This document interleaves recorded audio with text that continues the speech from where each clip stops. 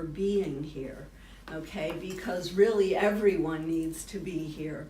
We are all, whether we want to admit it or not, are being inundated with fear-producing information, and it's in the air. It gets into the air and it spreads like a bad virus. We all need to work on releasing our fears and anxieties. 90% of our self-talk is negative.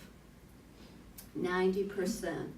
We don't hear it, or we don't really pay attention because we're so used to it.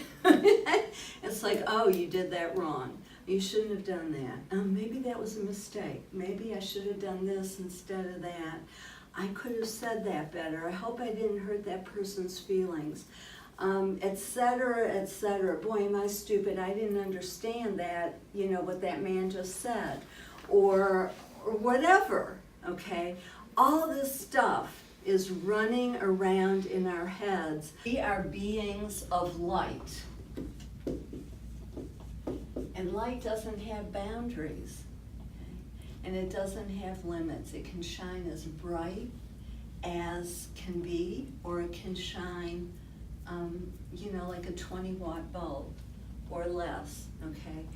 It's within our ability and choice to shine as bright as we can and to stop believing that we're this, because we're really this.